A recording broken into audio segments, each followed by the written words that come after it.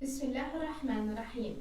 Alhamdulillahi Rabbil Alamin, wassalatu wassalamu ala sayyidina wa nabiyina Muhammad wa ala ahlihi tayyibin at-tahirin wa sahbihi al-muntajabin wa ala jami'i al-anbiya illahi wal mursalin.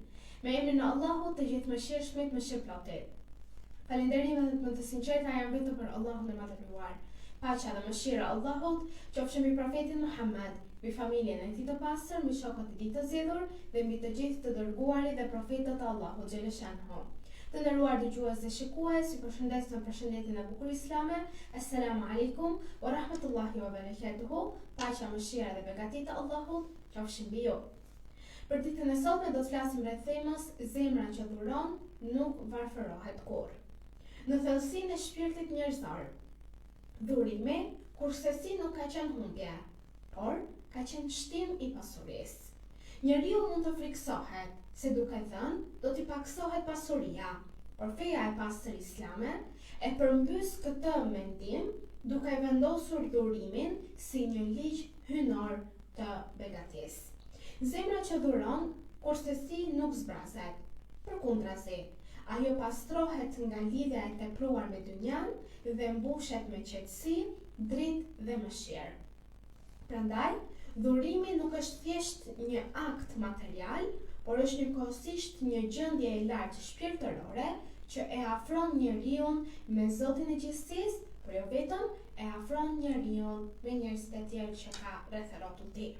Allahu i madhëruar e ka bërë shumë të qartë këtë të vërtetë që njeriu afrohet me Allahun dhe me krijesat e tjera nëpërmjet dhurimit, kur thot Bismillahirrahmanirrahim. Allahu e shkatëron kamatën dhe e shton lëmoshën. Ajeti 276 i surës Bekara.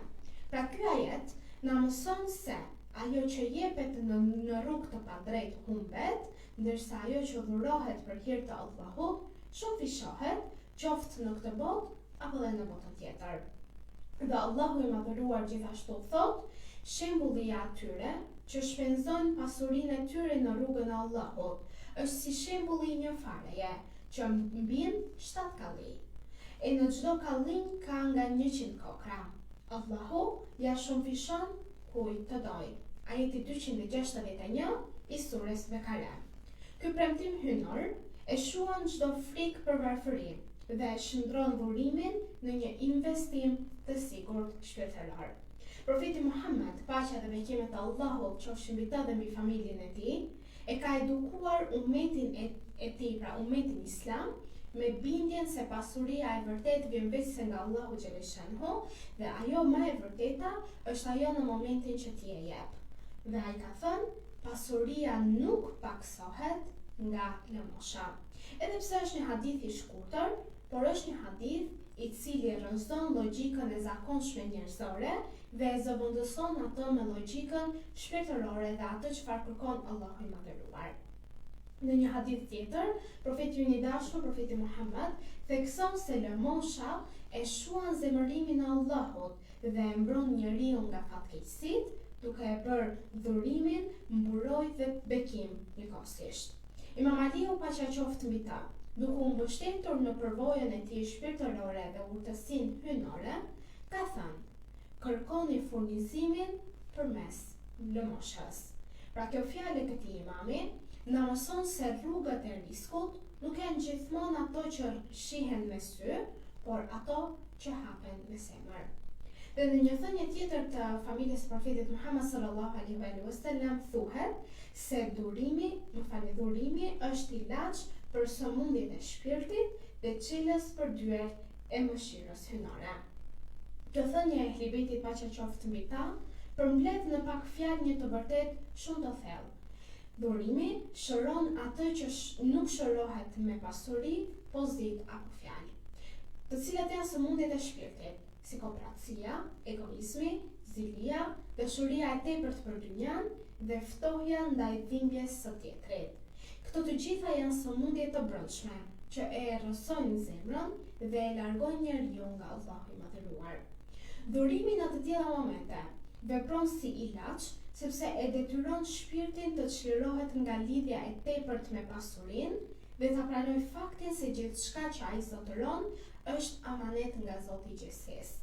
Kur njeriu jep me sinqeritet, zemra e tij zbutet, mendja pastrohet dhe shpirti fillon të ndjejë lehtësinë e qetësinë. Dhurimi quhet dhe çelësi për dyert e xhenetit, dhe çelësi për dyert e mëshirës hynore, sepse ai është një akt që e tërheq mëshirën e Allahut tek ne.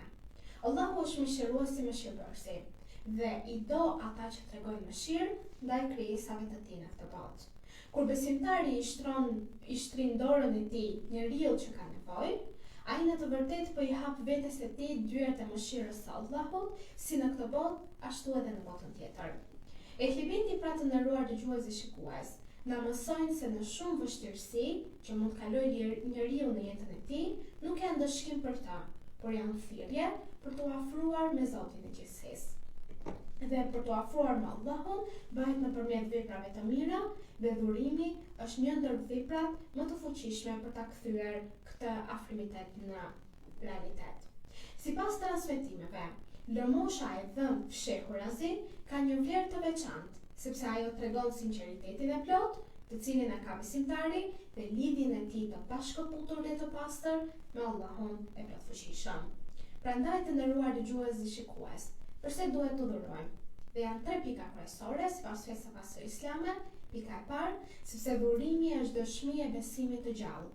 Njeriu që dhuron beson se furnizimi vjen nga Allahu dhe se ajo që është e shkruar për këtë njeri që dhuron, kurse si nuk humbet. Pika e dytë, ne dhurojmë sepse dhurimi pastron zemrën nga kopratësia, e cila në Kur'an përmendet si një sëmundje e rrezikshme e shpirtit. Allahu thot, e kush ruhet nga kopratësia e vetes, të tillët janë të shpëtuarit. Ajeti 9 i surës Hashr. Dhe pika e tretë pse duhet të dhurojmë është se dhurimi ndërton një shoqëri të drejtë dhe të mëshirshme, ku dhimbja e tjetrit nuk mbetet e huaj, por bëhet përgjegjësi e përbashkët në shoqëri. Pra të nderuar dëgjues dhe shikues, zemra që dhuron kurse si nuk varfërohet, sepse ajo lidhet me burimin e pashtershëm të pasurisë dhe të mëshirës, cili është Allahu. Ajo që del nga dora për hir të Zotit, kthehet në formë paqeje, begatie dhe shpërblimit të përjetshëm. Prandaj, dhurimi është prova se njeriu ka kuptuar se kjo botë është kalimtare dhe se çdo gjë i takon Allahut, dhe ajo që mbetet në këtë botë është ajo çfarë Allahu jep, dhe ajo çfarë jepet për hir të Allahut mbetet për ty, si në këtë botë edhe në botën tjetër, një vepër e mirë inshallah. Në këto momente të nderuar dëgjues dhe shikues, duke u lënë në mbrojtjen dhe ndihmën e Allahut xhelel shanhu, ju përshëndes me përshëndetjen e bukur islame. Assalamu alaikum wa rahmatullahi wa barakatuhu.